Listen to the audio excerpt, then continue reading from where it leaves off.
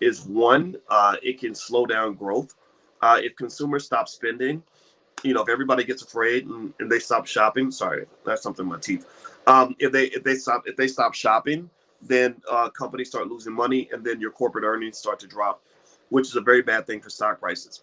Number two, if Omicron continuously affects these supply chains, then you're going to have a lot of inflation, because workers, you're going to have a hard time getting workers to come to work because they'll all be sick like they are right now. You're going to have factories shutting down, so supplies can't get around. You have ports shutting down because of the virus.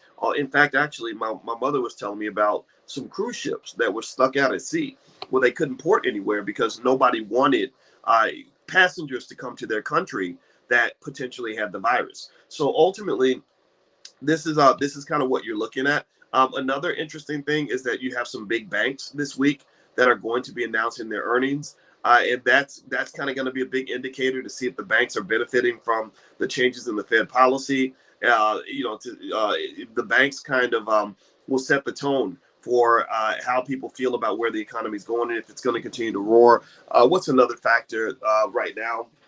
I would say those are the big things: Fed policy and inflation, and then you got corporate earnings announcements. Those are the things you want to pay attention to this week. Okay, so Maurice is asking, what do you think about the ETF DRIV?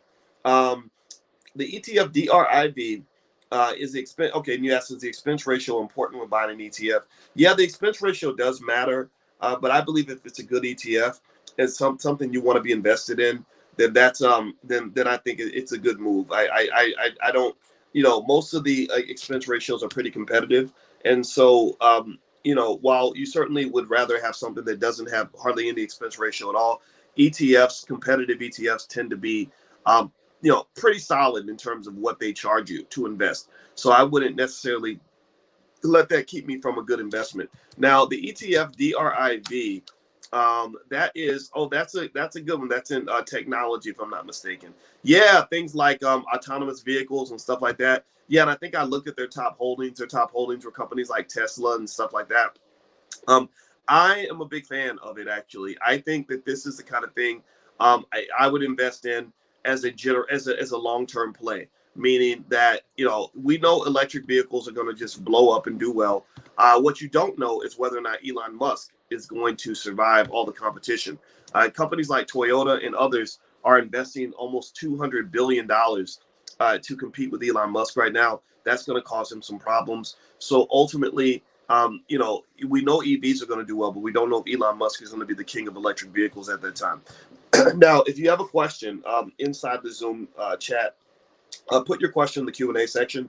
And just so you know, the questions I answer first are the questions that were submitted by the students this week. So those of you that submitted your questions this week, if you log in at the blackstockmarketprogram.com, that's where you can leave your question for me. I will look it up and I will answer it right away.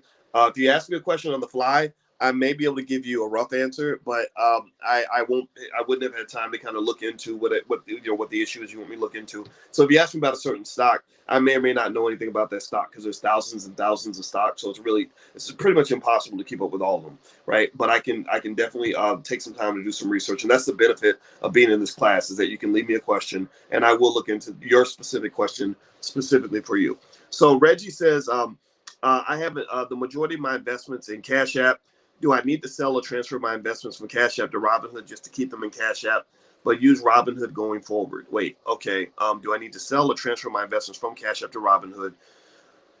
I think while there's a lot of different ways to look at this, I don't keep all my investments on one app. So I think maybe a strategy you might want to consider is having investments on different apps. Have some a little bit on Cash App, a little bit on Robinhood, maybe a little bit on E-Trade. You can mix it up. You don't have to have it all in one place.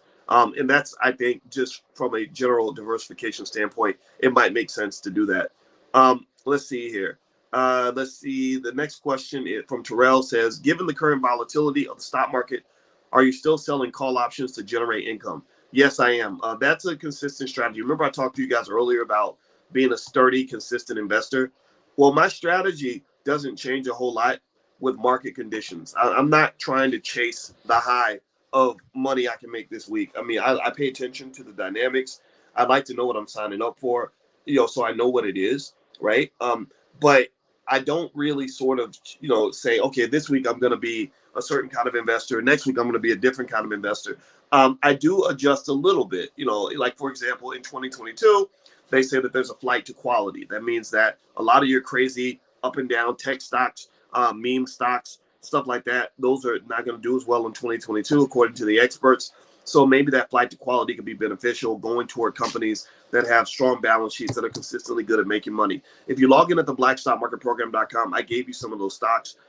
In fact, when you log in, just look under what Dr. Boyce is buying at the blackstockmarketprogram.com, and you will see some stocks that I found through research that I believe are tremendously good long-term investments. These are companies that if you invest in them consistently over, say, the next 3 to 5 years, these companies could become the next Apple or the next Google, the next Amazon. But you got to get in these companies early. A lot of people invest heavily in these companies once they're already high flying and doing well. So you kind of showing up late to the party. It's like Bitcoin. Bitcoin is down tremendously. I showed you guys how it's down tremendously over the last, say, 2 or 3 months. But Bitcoin is way up. If you were investing consistently in Bitcoin in 2016, you're a millionaire by now. A millionaire by now. Literally, a person that invested like $100 a week in Bitcoin starting in 2016, who did it on autopilot and didn't, change their strategy at all, I will be willing to bet you that person's a millionaire by now. I don't know. I haven't done the exact math, but let me see. I'm really curious about that now. Let me see. Price of Bitcoin. So if I look at the price of Bitcoin and I go back 5 years, so let's say let's go to 2017. Let's not even go back to 2016. In 2017, Bitcoin was trading for about $1,000. Now it's trading for $41,000. So it's gone up 4,100 times since that time. Yeah, I'd be willing to bet you that if you started investing in Bitcoin consistently in 2017 or 2016, you would have you would be close to being a millionaire now, or at the very least you'd have hundreds of thousands of dollars. This is where people have the big come up. The big come up doesn't happen quickly. The big come up happens slowly. So don't pay attention to what you see like in media where some guy gets a record deal and suddenly he's a millionaire, or he suddenly wins the lottery, or he suddenly gets a chance to go to the NBA. That's not how most people become millionaires. Most people become millionaires very slowly through consistent strategy, consistent behavior. So the question is, what is your consistent behavior right now that you're doing right now that is going to make you a millionaire? Ask yourself that question. And if you can't answer that question, then pick something. Pick something. Maybe something like the $5 a day plan. If you log in at the blackstockmarketprogram.com, there's a free ebook you guys can have on the $5 a day investing strategy, where literally if you invest $5 a day, I show you that a person that invested $5 a day over almost any given period in American history, after about 10 years, they'd have about $29,000. Over 20 years, they'd have $100,000. Over 30 years, they'd have $250,000. In 40 years, they'd have $750,000. That's $5 a day. That's less money than it costs to buy a Popeye's chicken value meal. So really, never let anybody make you think that it's impossible to build your wealth. I think the reason they do that is partly because if you look at American capitalism, capitalism doesn't work without its slaves. Capitalism does not work without people that are willing to give away their resources, right? Capitalism does not work if you're not sending millions of people to school so they can learn how to become financially illiterate and then become obsessive, addicted consumers, right? So the same way Big Pharma benefits financially when you become addicted to oxycodone, big corporations benefit when you become addicted to spending and shopping.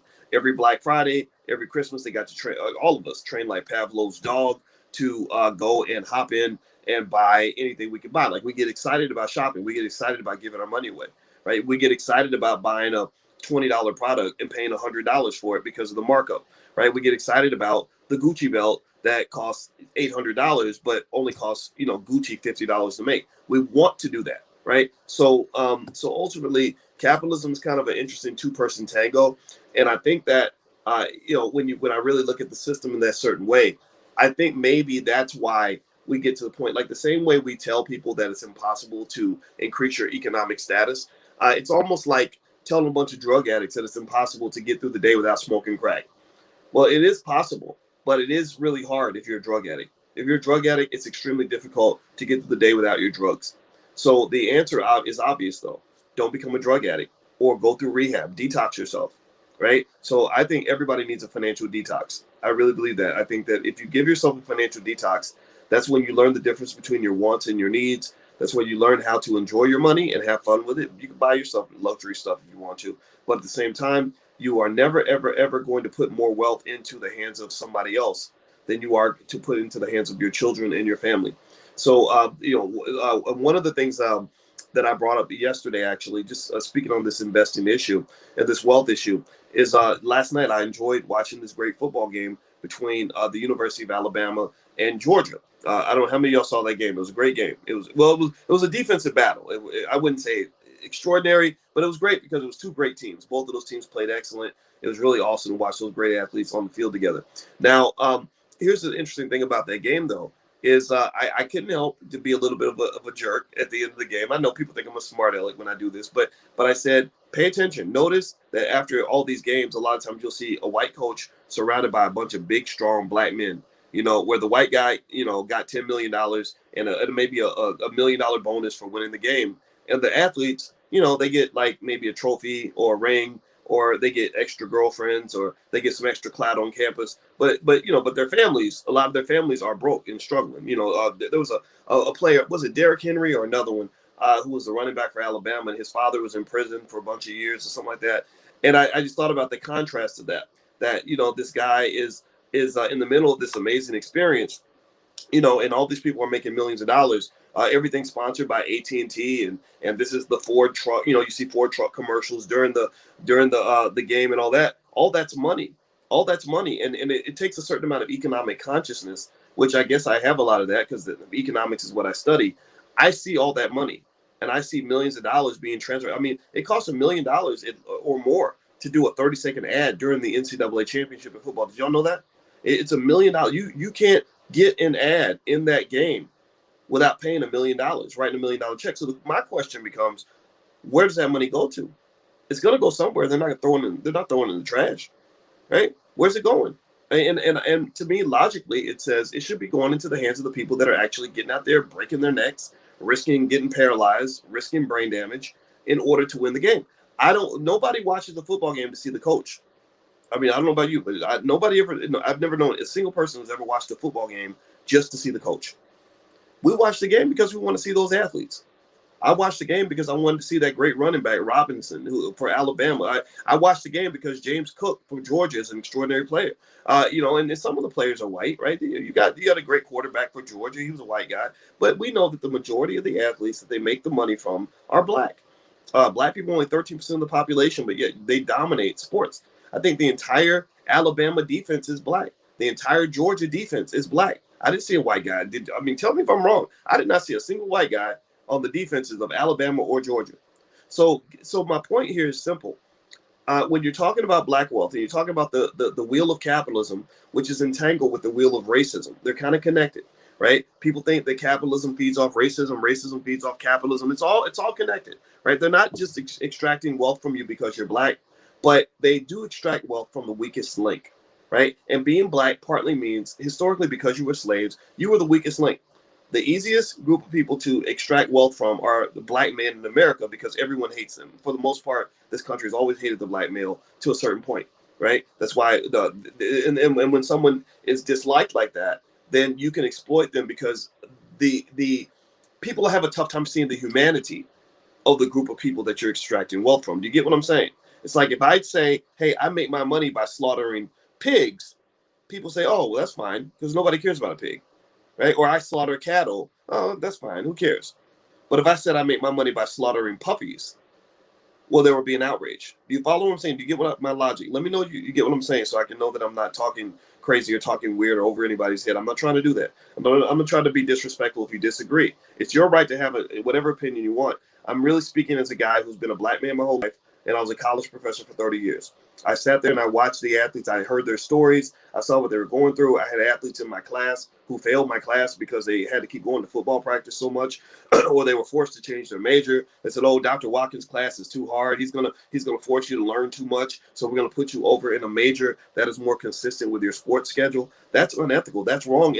But at the end of the day, it's not about right and wrong. It's about really understanding what's going on, so you can understand what you should be expecting from this process, from this system. When they talk about systematic racism, People say that term all the time, but they don't even know what it means. Like, what is systematic racism? Well, it's a bunch of systems that are designed to oppress you and to take things from you. Right? The NCAA is a system. The legal system is another system that backs up the NCAA system. When they say, hey, we want to go make $18 billion a year off of the black community, and we want the system to support us. This is why books like Black Labor, White Wealth by Dr. Claude Anderson are so important. We read this book every Wednesday night, and I promise I'm going to get back to stocks in a minute, but I want to kind of make this point since we're fresh off the football game. Books like Black Labor, White Wealth are very important because what Dr. Anderson shows is that for hundreds of years, the reason that white wealth has taken off so much is because they are able to extract wealth off black labor. Do you really think that stopped in 1865? Do you think that stopped in 1865? No. They just created slavery by another name, or they created other subtle forms of what can almost be called a type of slavery, right? The NCAA, that's not chattel slavery, right? Playing for the University of Alabama is an honor. It's a lot of fun. You get to be on TV. It's very cool, right? Nothing wrong with that. But you got to remember, freedom and slavery are not a dichotomy. It's not a binary thing. It's not a red pill, blue pill, on-off switch. Freedom and slavery is a continuum. There's varying degrees of freedom, varying degrees of slavery. So ultimately, in something like college sports, sure, it's not slavery. I mean, you could quit and go do something else. You can go work at Walmart instead of playing for the University of Georgia. But if you want to be a college athlete, you must submit to a certain system. So there's no freedom for you to be a college athlete without you submitting to a system that says that these coaches who are mostly white are going to extract billions of dollars from your family and from your community who's mostly black. And so when you connect that to the fact that black wealth is going down, black wealth has been going down for a very long time. Why is it going down? Well, don't you think an extra $18 billion a year would probably help reverse that trend a little bit, right? This is money being taken out of your community. This is no different from going to an African country. When the Europeans at the turn of the century looked at Africa, they had Africa on a map, and Germany and France and England, all the countries divided Africa up and said, you get to extract wealth out of this part of the continent. You get to extract wealth here, right? Well, the same thing is true with the black community. They just go in and they say, okay, these are the athletes. This is a $1 trillion commodity. We're going to extract wealth. We're going to create training camps all throughout the hood. Every hood in America is going to have basketball camps and football camps so we can identify who the best athletes are and make sure they're all trained. We're going to also market sports so that they want to become athletes. So this becomes the dominant part of their culture. So we're breeding the pigs to get them ready for slaughter. We are training them to believe that going to the slaughterhouse is a good thing, and they're going to go play in the Pop Warner leagues. They're going to go in then they're going to play in the high school system. They're going to get invited to the Adidas camps, and the whole time we're going to be scouting them no differently from the way a pimp is scouting a bunch of beautiful women to decide which one am I going to put on the corner next. And it's easiest if you have a whole culture that promotes the idea that becoming a prostitute is a good thing, right? Like in Japan, they train geisha girls, or I don't know if they still do it, but back in the day, they had geisha girls, and they would take these women, they would train them from the time they were born to serve men. So they were honored to be a part of that geisha system, right? But some would argue that maybe that wasn't necessarily the best way to raise a child. So sometimes you have people that break out of the system, they break out of that matrix, and then people think there's something weird or something's wrong with them, or you're being too radical, or you're crazy, and I get that, right? I get it all the time. I hear it all the time. I started writing articles about the NCAA when I was 25 years old, and I was the most popular writer on the University of Kentucky campus at that time. I don't know why. I didn't even know I could write. I had no idea I had writing ability, but I could logically put my thoughts together, and I would write these articles, and everyone would read the articles. Everyone on the campus knew me. And at the time, it was kind of a big deal because Kentucky was making about $20 million a year off the basketball players who were mostly black. So they would go to these, big games in the Final Four almost every single year. I was there in graduate school. And people started saying, well, maybe the athletes should get some of that money. And here's what happened. This is what's interesting. The coaches, one of the players came to see me in my office. I was teaching mathematics at Kentucky at the time. I was in the math department. So one of the coaches brought a player by the name of Derek Anderson, who eventually played for the San Antonio Spurs. He brought Derek to my office to meet me because he said, this is the black man you need to know. You need to hear from him. And Derek, it was interesting because they had to sneak to come see me. They said, well, don't tell the coaches that we came to see you. I said, but aren't you supposed to be free? Like, why would you have to sneak And why would a grown man have to sneak to go meet another grown man? That's you got to really question any scenario um, in which in which black intelligence is treated almost like a form of criminality. I said, look, it's not like we're meeting to do a drug deal. We're not meeting to trade hookers and to kill people. We're meeting to exchange knowledge. Why would they be so threatened by one black man exchanging knowledge with another?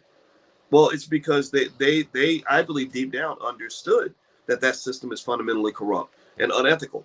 And in fact, one of the other players, a guy named Nazi Muhammad, I'll never forget him. He was a great guy.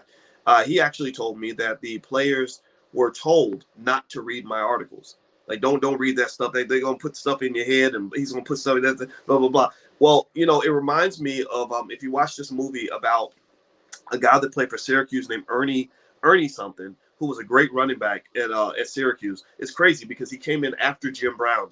They hardly mentioned Jim Brown because Jim Brown was more like me. He kind of talked the way I talk about Black Power and all this other stuff. Whereas Ernie, I can't remember his name. Somebody, if you know his name, say his name. Because he died of leukemia. It's a sad story. But he won the Heisman Trophy. And when it came time for him to stand up for the rights of Black people, Ernie Davis, thank you. When it came time for him to stand up for the rights of Black people, the coaches were like, "No, son, you don't want to get distracted. You got to do your talking on the field, son." And that's and that's a logical way for them to say, "Look, we got a good thing going. Like this pimping thing, sure the Black community loses, but we're winning. So we have to do everything we can to maintain the system." That's why it's very, very dangerous for Black people to think that you can go and claim the wealth that is rightfully yours, but yet still maintain favor from the people who benefit from a system that is built upon the extraction of wealth from the Black community. Do you understand? You can't achieve gains for your family while simultaneously trying to befriend the people who profit from your demise. Right? So this is not a good and evil kind of conversation. This is about winning. This is about getting what's yours. Right? So when you talk about Black wealth, I encourage you to become a fighter for what is yours. I encourage you to also understand the system so you can know where to position yourself in the system. Capitalism doesn't necessarily care about trying to exploit you just because you're Black. No, but capitalism will exploit you because you're Black, because Black people are the easiest ones to exploit because there is a fundamental disdain for Black people. Right? Okay, so let me hop back in and start talking more about the stock market stuff again. I felt the need to kind of drill into that so you can really understand this wealth dynamic and kind of how wealth works and where you want to position yourself in the process. So think of it in terms of translating this to you in your day-to-day life. This is why when you raise your kids, when you talk about wealth, you make sure they understand that being a renter is temporary. An owner, you want to be the landlord. You never want to be the renter for very, very long unless you have to. But really, if you're smart and you prepare your kids now and do the $5 a day investing plan and little things to make sure their wealth is solid by the time they're in their 20s, they never have to be a renter. They get to go right into the game as a landlord, which means they're going right into the game as a leader in the economic system, not as a follower. Also, same thing, consumer versus producer. Producers get the wealth, consumers give the wealth away. The last piece is when you talk about things like what's the last one? Oh, employee versus owner. It's okay to be an employee. There's nothing wrong with that, but you have to own something, right? You have to own something, right? So ultimately, the measuring stick of economic success should not be how much money do you make, right? I have a friend who her daughter went to college, and I asked her, I said, "How's your daughter doing?" And she said, "Oh yeah, my daughter's got a job at Goldman Sachs." And I remember a time when that was a big deal, and it is a big. I mean, it's cool, right? I'm very happy for her. But here's the deal, right? So she went to a really expensive school. So she's probably got a bunch of student loan debt. She's now working at Goldman Sachs. They're probably paying her good, the investment, whatever she's doing, investment bankers, whatever. They're probably making good money. But that Goldman Sachs is a Jewish owned firm, if I'm not mistaken. The Goldman is a Jewish name. And so the bulk of the wealth she's generating is going to go toward another community. It's not going toward her and her family. So at some point, she needs to have a pivot. At some point, she needs to really sort of reassess that and say, okay, I'm on the income train right now, and this is working out for me pretty well. I've got a great job. I'm making good money. I've got a lot of artificial validation and status that comes from being accepted in a white institution that makes me feel like I'm a better person. Once you get that out of your system, you've got to start.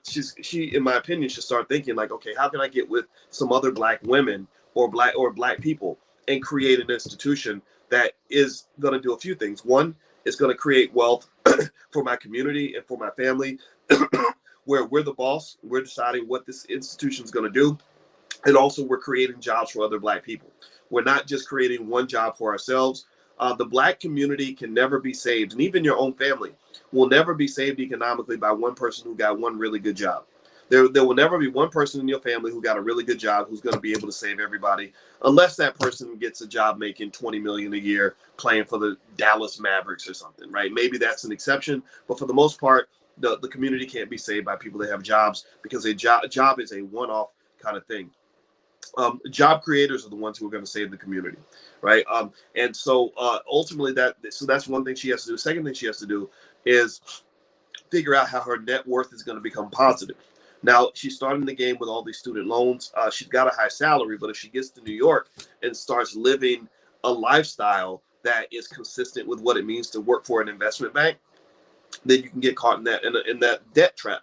So you got the student loans, so you defer paying the student loans, or you're only paying the bare minimum because you want to maintain this lifestyle that is an artificial temporary reward for the fact that you worked hard and you graduated from college and now you work for Goldman Sachs. So you're making $180,000 a year, but you're spending $180,000 a year. So you're literally not moving forward at all. That means that if you lose your job, you can't survive very long. You don't have any financial security. So when you go into that job and those people are treating you badly, or you get sick one day and you can't work anymore, or you just get sick of the corporate plantation, well, you got to keep coming back, because you don't have what you need in order to have true financial security. You can't sort of walk away and say, okay, I'm all right. I sacrificed for a few years, put some assets to the side. Now I'm financially safe. You don't have that. You don't have that security. So ultimately, what has to occur, in my view, is one good habit to be into economically is to live below your means. Right? It doesn't mean you can't still enjoy things and live a good life, but really, when she's making this big money at Goldman,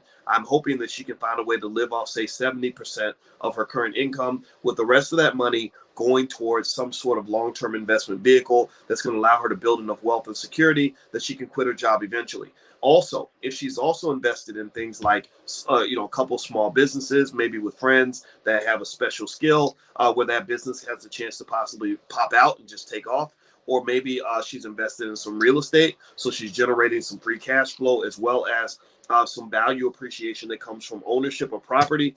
Those little things don't just give you the security, but they also give you that chance to have that millionaire breakout scenario, where maybe you invest in something that does extremely well. Next thing you know, your income's going to the moon.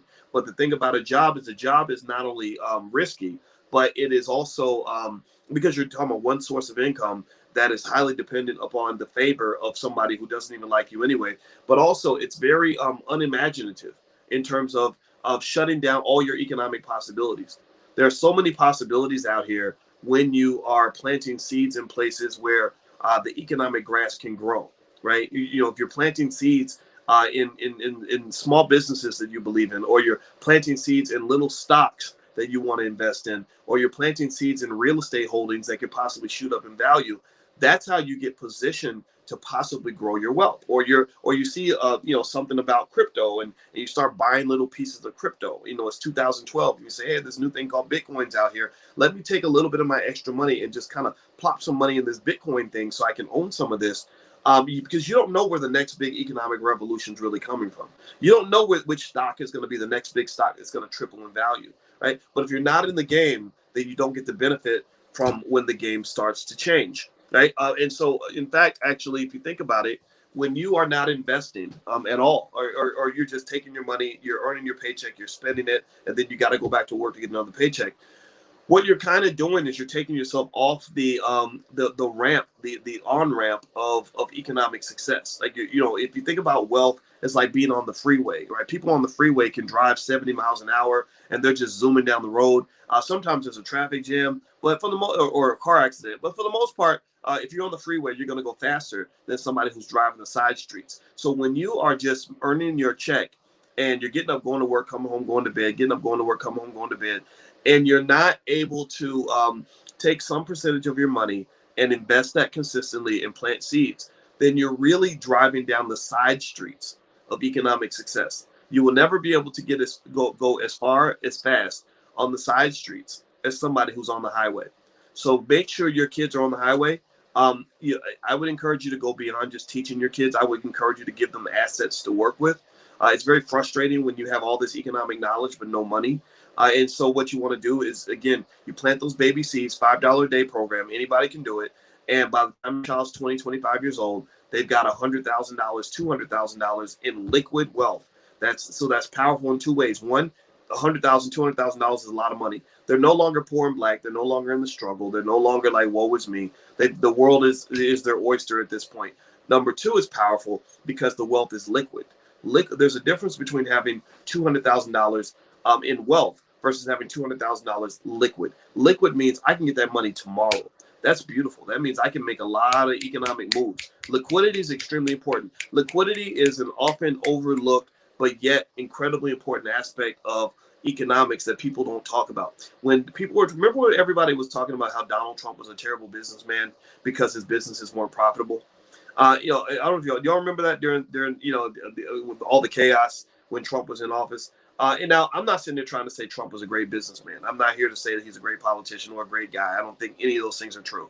But one thing people are missing when people would say like, oh, he's a terrible businessman because he wasn't profitable, that told me that most of the people saying those things were not business owners. They've never run a business, in my view, because if you run a business, one thing you understand is that income does matter eventually. Eventually, income does matter. Making a profit does matter.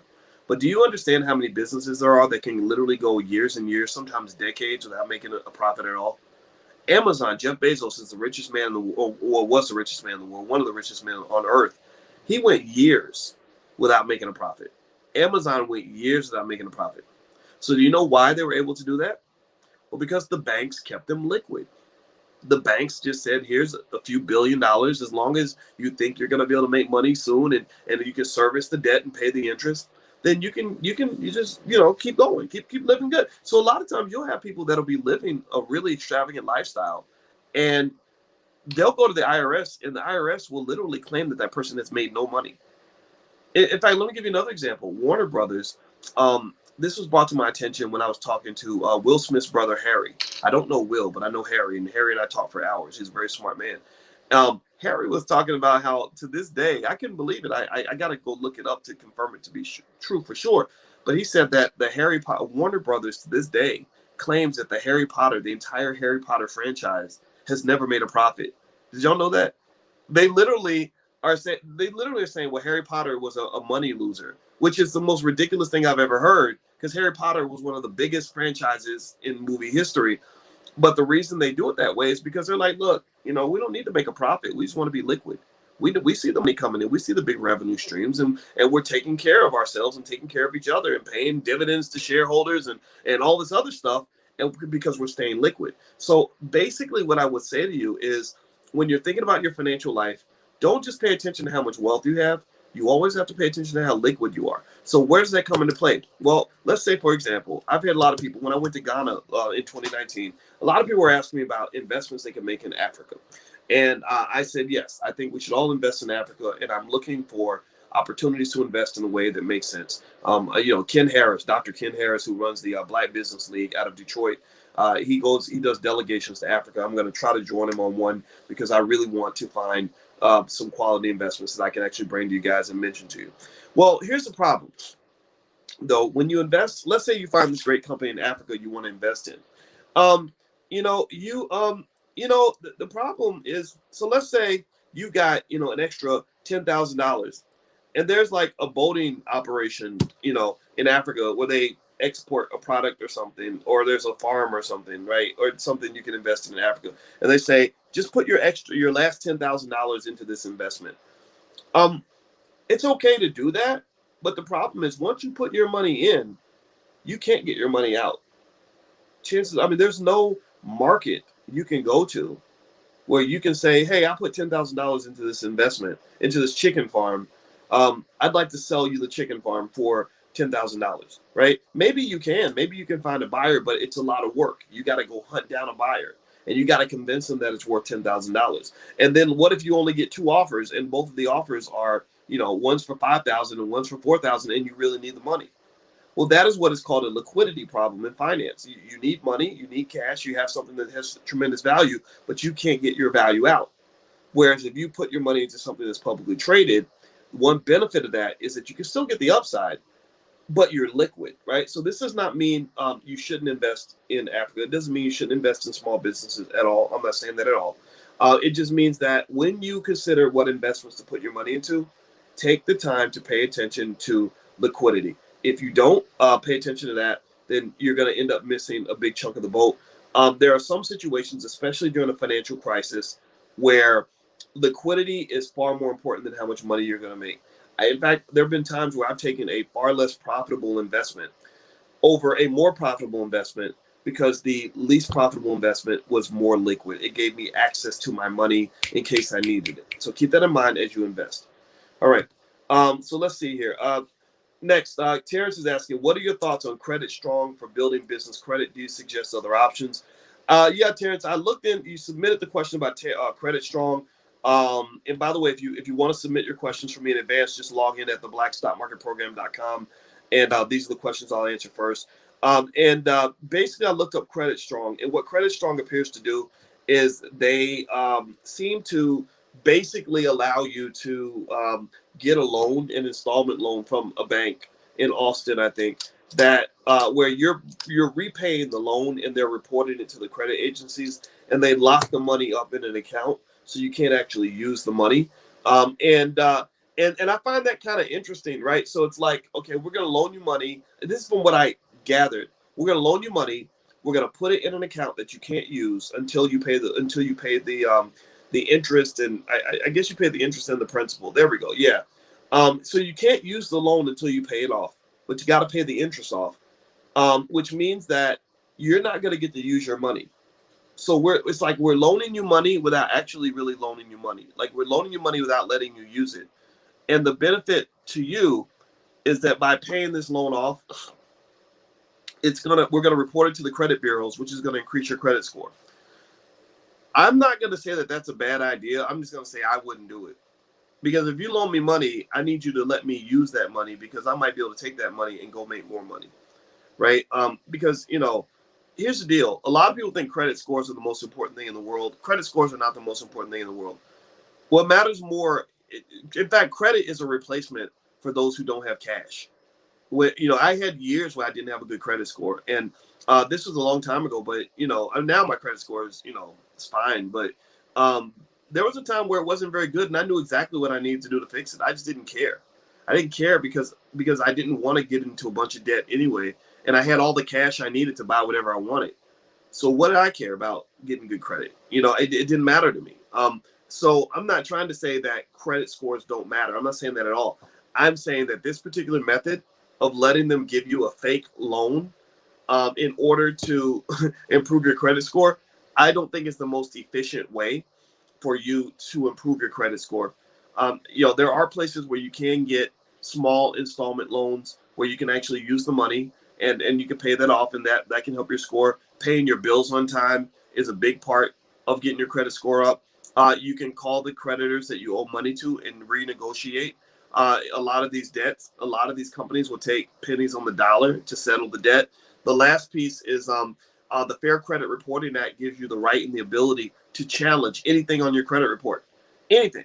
So if you see something on your credit report that you aren't sure should be there, if you're not sure, you don't have to know for sure one way or the other. If you're just not sure, like, wait a minute, I don't remember owing this money, then they are legally obligated to validate that debt for you. And if they do not validate that debt within a certain amount of time, I want to say it's 30 days, maybe 90 days, I can't remember, then they must take that off your credit report. So I've seen people go into their credit report and just challenge everything that they're not sure about. And as a result of that, they got some stuff taken off because they legally have to remove it. There's also things like the Fair Debt Collection Practices Act, where you can really kind of deal with these bill collectors in a certain way. I think the law says something like if you just tell them stop calling me, they can't call you anymore. Bill collectors are getting creative though. They're starting to follow people on social media and stuff like that. But I would just say that if you want to deal with something like bad credit, the best way to deal with it, in my view, is to just not be afraid of it. Like, just go dig in and just confront it. Like, get your credit report, go through it, look at it, start challenging things that you don't think should be there.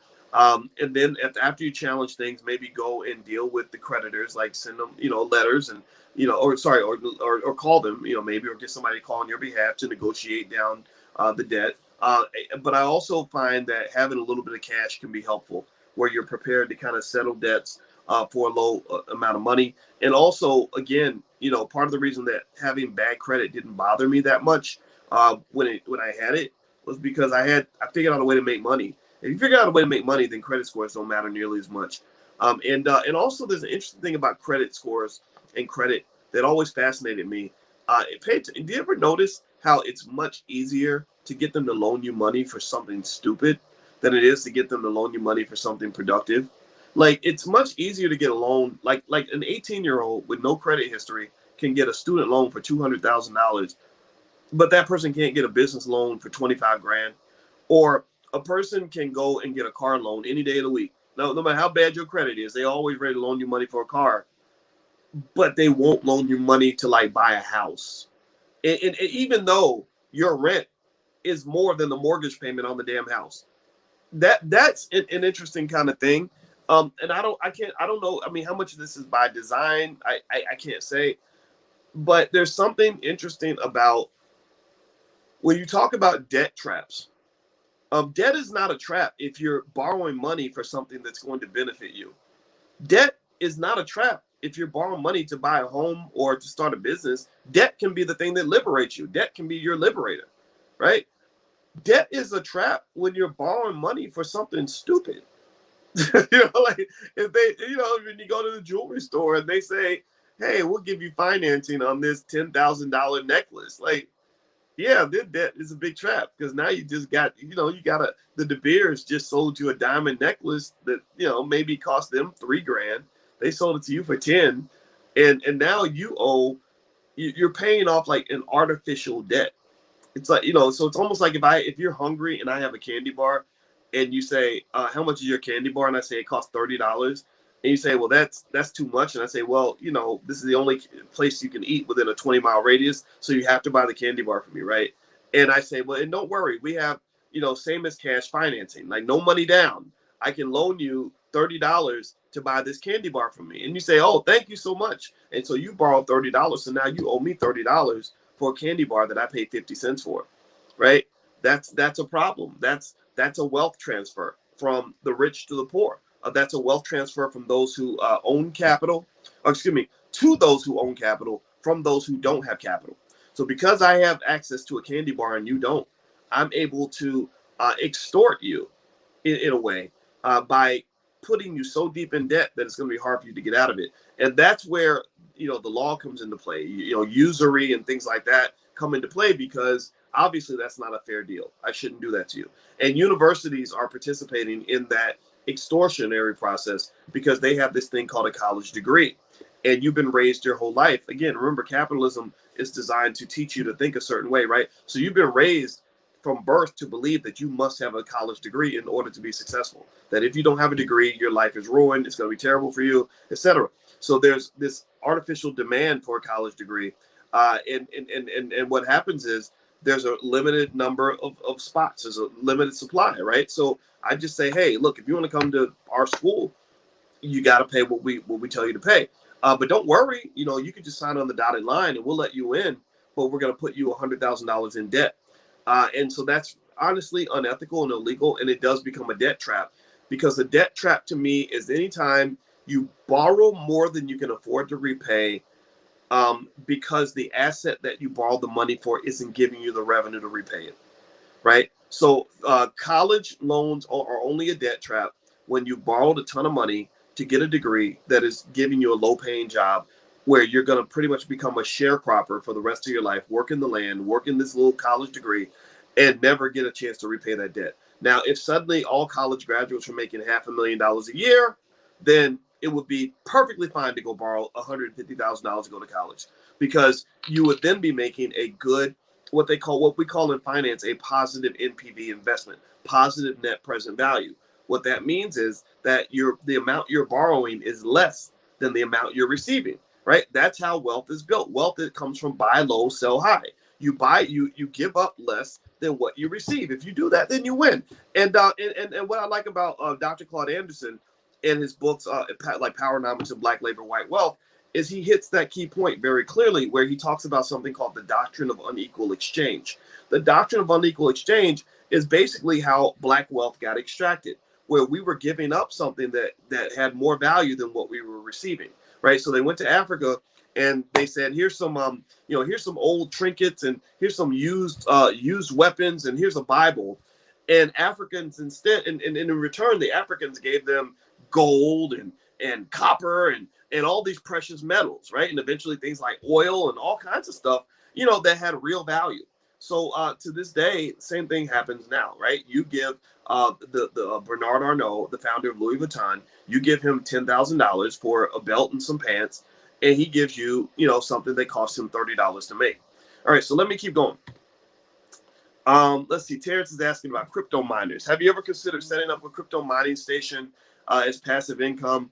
I'm not a big fan of that. I kind of feel like that's such a competitive space, and if there's money being made, it's going to be temporary. If you decide to get into it, I would definitely take the time to work with somebody who is making real money doing that. There's a lot of MLMs set up, with crypto mining operations and whatnot that I don't think are particularly beneficial to those who join those operations, right? MLMs are kind of a snaky sort of thing, to be honest with you. I'm not saying that they're all bad. If you're in an MLM, I hope I didn't hurt your feelings. But the thing about MLMs that's a problem is that, from what I've read, 95% of the people in MLMs don't make a profit. So they, when they're recruiting these new members, the new members are giving money to the people who actually are in the center of the pyramid, right? So you got to be real careful about that. So a lot of, the fact that so many MLMs are attached to crypto mining now and stuff like that, it just right there, that kind of gives me a weird feeling. So I think if you were going to do it, I would just do it in a way that works for you, where you're able to learn from people who really know what they're doing and really making real money. And also remember, as the price of Bitcoin drops, the value of Bitcoin mining is going to go down as well. So you got to be real careful about that. There are companies you can invest in, like Marathon Digital. I believe it's Marathon Digital, that literally make all their money from Bitcoin mining, crypto mining. It's a highly volatile stock, very risky, but it's a stock you can look at if you want to invest in crypto mining without actually having to do it. Michael Watkins, what's up, Dot? What do you think about AT&T as a long-term play? I think AT&T could be a good long-term play with some dollar cost averaging, maybe buying a few shares every week, something like that. Right now, AT&T is it's down a little bit, and maybe this 5G thing is going to reap some surprises.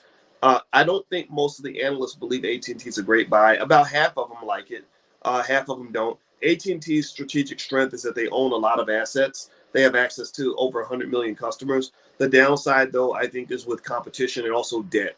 AT&T has a crap ton of debt, which could cause the company to pay a price at some point. When you have that much debt, typically when a company has that much in assets, they borrow money to get all those assets. And remember, I told you debt can either liberate you or it can incarcerate you. So with AT&T, there are people that are afraid that AT&T's debt levels are going to catch up with it, especially when the Fed starts hiking interest rates and all that. So, I wouldn't bet the farm on AT&T stock, but I wouldn't get mad at you if you had it in your portfolio, especially if it drops a little bit. Maybe you wait for the dip and buy then. Let's see. William Lumpkin, Dr. Boyce, are you familiar with the blockchain ETF BKCH offered by Global X? Any advice on companies in developing blockchain technology? I think BKCH, if I'm not mistaken, is like a fund, right? It's a fund that does blockchain stuff. Yeah, it's very risky, and it's going to move with the price of Bitcoin. I looked up BKCH, and I saw that the price had been dropping, and I believe it's dropping because Bitcoin's dropping. So if you run into another crypto winter, you might have some down years with this stock. But if you believe in the long-term viability of crypto just as an industry, then it could be a good play. Maurice Harrell, are put options important for long-term investors? I like put options a lot. Put options are basically insurance to protect you against the downside, or they could be bought for speculative reasons. I tend to buy puts just to protect my assets. Where if I'm worried about the stock dropping, I'll buy some put options to protect against the downside. And there are some more creative option strategies you can take.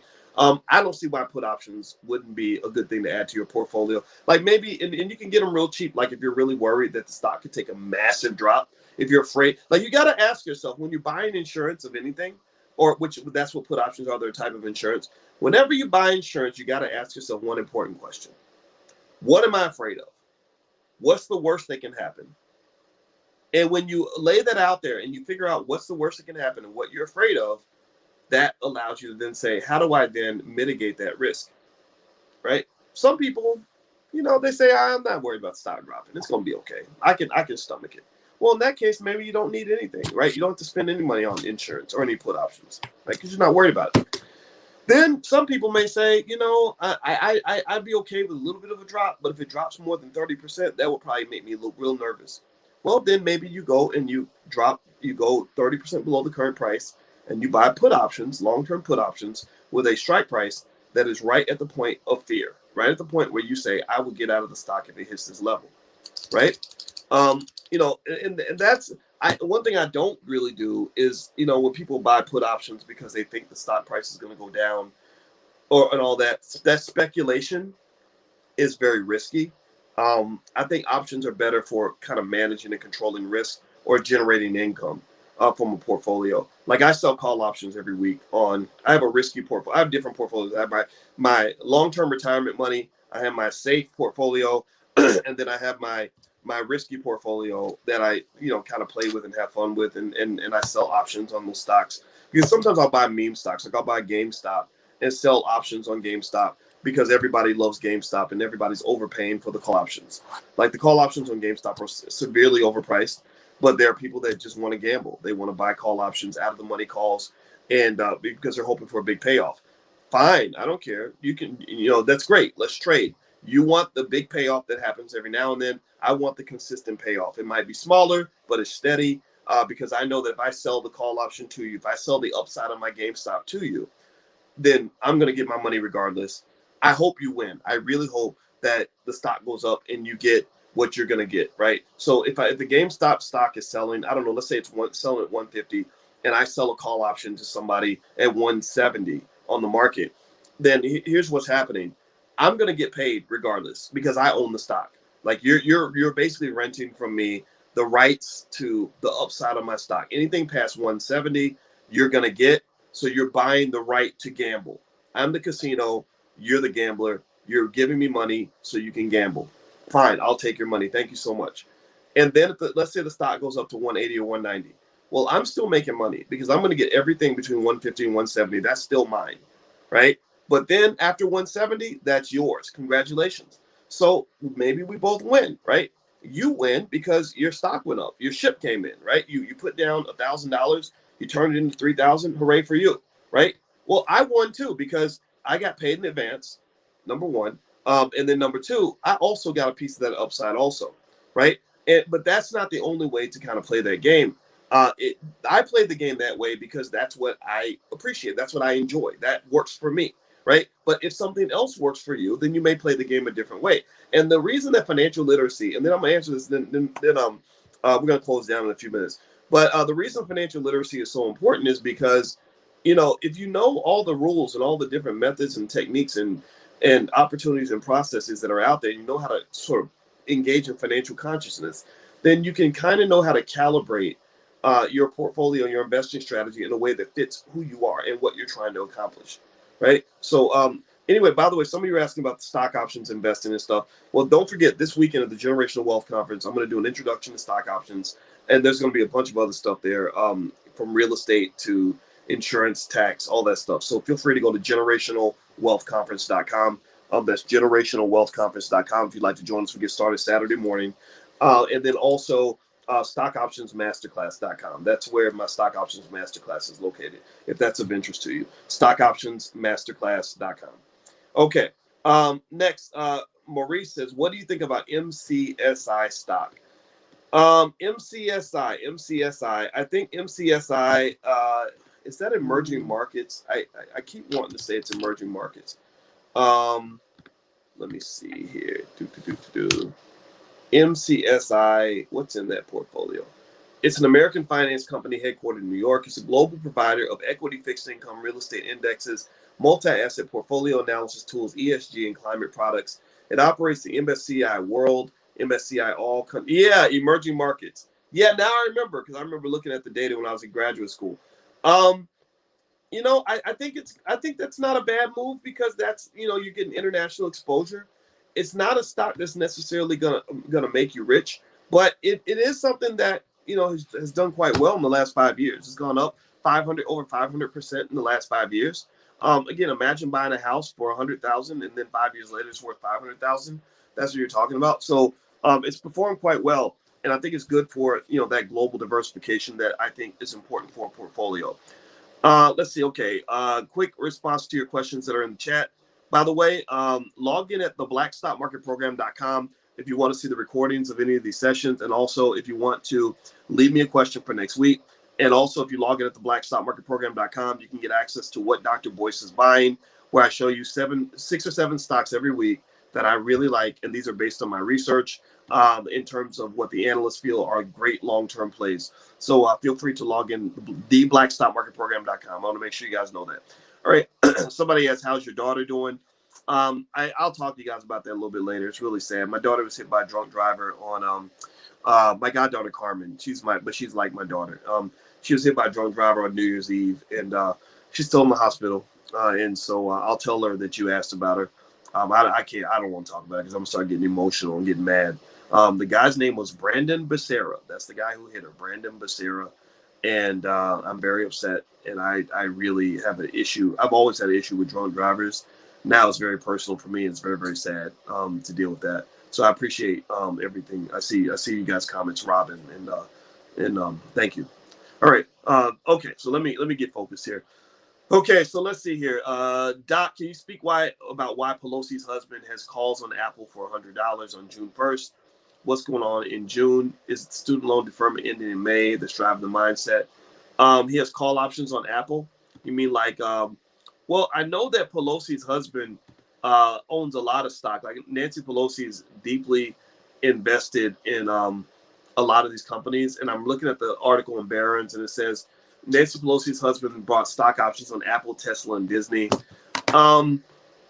Yeah, I wouldn't buy too much into it. And I think if they bought call options at 100 on Apple, and Apple's trading at what 185, 184, something like that. Well, that kind of means that what they're doing is what is called a stock replication strategy. Stock replication strategy is where you buy a deep in the money call option, and it gives you the same payoffs as if you actually own the stock, but it costs you less money to do it. I've done that on Disney and stuff like that. So I mean, I don't think there's anything magical about what he's doing. I think hopefully Nancy Pelosi's family is smart enough not to do insider trading. How much money should you have to start trading in options? Well, you got to own 100 shares of a stock in order to sell options. So if you have a $7 stock, that's $700.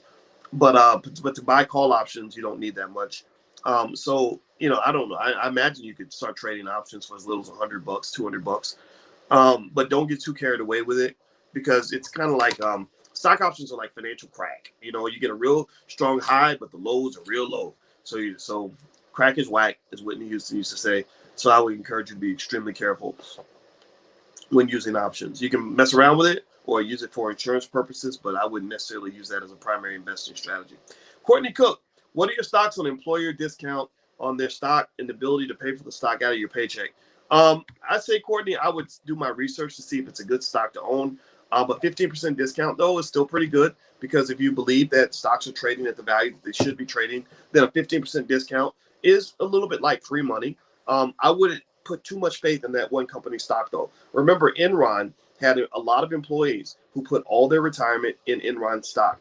That turned out to be a horrible, horrible mistake, right? Never let a company convince you to put all the bulk of your money in their stock. There is no one stock that is invincible. That is a huge mistake in investing. That you're just putting it all on the line when you do that. So maybe you buy some shares, right? Just because it's a discount, so why not? But I wouldn't put all my money in there like that. So be careful with that.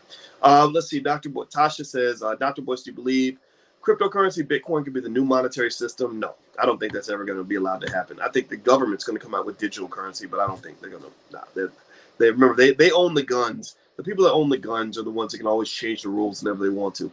Let's see, Doc, what are the benefits for a child to have an investment account versus a Roth IRA account? I'm trying to sort out the pros and cons. The Roth you can withdraw with a small penalty for education. Yeah. So detailed questions and stuff like that. Feel free to put those in there for next week. Log in at theblackstockmarketprogram.com and I'll answer it in more detail. But generally speaking, the Roth offers that tax benefit where you invest with after-tax money and you get tax-free growth, and then you don't pay taxes when you have the withdrawal. I think with kids and kids accounts, I think a Roth can be fine. I would say talk to your tax accountant to find out any tax benefits you can sort of clump into your investing strategy. But also at the very least, you just got to make sure you're doing something for your kids. The number one mistake that a lot of our families make is we don't plant any seeds for the kids, and the kids get out here and you're competing in a racist society with no assets. That's a terrible place to be. So invest consistently for your kids. Maybe just keep it in an account with your name on it. You don't even have to tell them about it. I don't tell my kids about the money I put aside for them because I don't want them to come to me and say, give me my money. No, it's not your money until I give you the money, right? And I think it's okay to say that. And then you surprise them, right? You just say, hey, here's 20 grand, here's 50 grand, here's 100 grand, whatever you invest and save over time. And you're helping them succeed. But also, even then, when you dole out the money, you may want to look into getting a trust set up and making yourself the trustee. A lawyer can do that for you very easily. And what the benefit of that is that you then have the ability to decide how much money is going to go out and when. So you might say, look, my daughter, she overspends. I'm not going to give her $80,000 all at once, but I will have the money put into an investment account where she will get the interest payments on that account every month, or maybe she'll get a payout of $1,000 a month or something like that, and it'll be for the rest of her life, or $1,000 a month growing by 10% a year, or whatever you decide to do. Okay. Let's see here. Jason Brown says, I found out Calvin Klein underwear is made in Kenya. How and where can I find their white paper, last 10 to 5 years of earnings? Well, if you subscribe to things like Fool.com or other platforms, if you just look it up, just Google search it. I would just Google search Calvin Klein's earnings reports. There's somebody out there that has them, where you can either get them for free or you can order them. But I don't personally know the honest benefit of doing that other than educational purposes. But, maybe something worth looking into for sure. Let's see, Isla Jacobs. How do you set up multiple portfolios? Is it something through multiple platforms or companies? I have accounts on different apps. And when you put accounts on different apps, you can have different portfolios on different apps. That might be one way to approach it. In Black Money 102, you advise against options and suggest long-term stocks. Is that only for beginners? Yeah, in Black Money 102, which you can log in, if you log in at the blackstockmarketprogram.com, that's where that is. The thing is, if you're just starting investing and you don't want to, make it overly complicated or it scares you, I want you to take the simplest approach so that you don't let the complications scare you into making the most tragic mistake, which is doing nothing. If you sit there and do nothing, that's the mistake that you're making. That's a huge mistake. I don't want you to make that mistake. So what I start off with is the basic stuff. I start off with the Burton Malkiel monkey experiment in 1971, where he showed that when he showed monkeys how to throw darts at a wall and randomly pick stocks, the monkeys ended up making more money than a lot of the experts on Wall Street.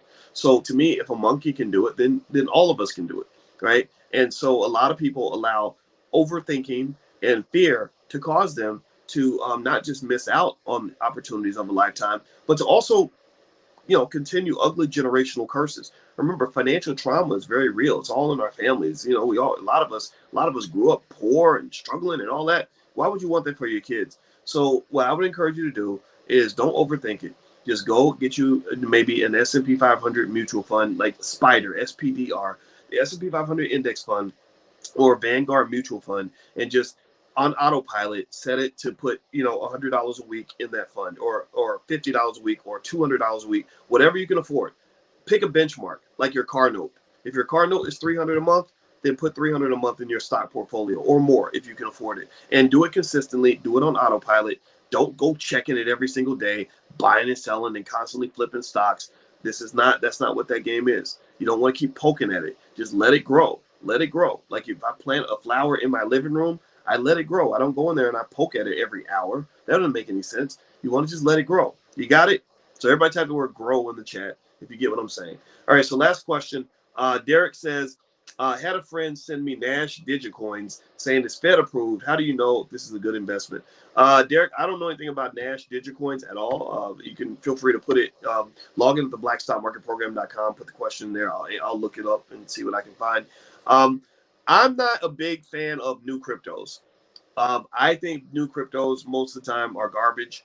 And it's not because the founders are crooks or all the time or that it's that they're stupid. It's just because to make a currency grow, you have to have what they call a networking effect. You've got to have a strong network. And sure, I mean maybe they're eventually going to develop a strong network, but if you're fresh to the to the game and you're just throwing out a white paper and trying to get a bunch of people to give you money for nothing, um, I'm not signing up for that. I'm not. I mean, if you're my friend, maybe I'll be like, okay, yeah, I'll buy $100 worth just to be nice. But I'm not gonna go and invest in a new crypto just because it's new. Because all that crap, 80% of that crap, 90% of that crap is gonna be gone. It's gonna disappear. Okay, so do not let yourself get caught up in that crypto craze. Steady, consistent investing. That's the way to go. If you want to do crypto, do the more stable crypto. Start with Bitcoin, Ethereum, work your way down. That's a good way to go. All right, guys. I hope this helps you. Don't forget, this weekend, virtually, we're doing the Generational Wealth Conference. It's really, really good. You can go to generationalwealthconference.com.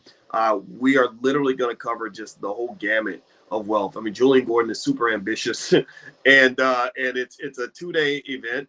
Generationalwealthconference.com. That's the URL, and you can see the schedule here. The schedule's kind of crazy in terms of all the things that they're going to cover.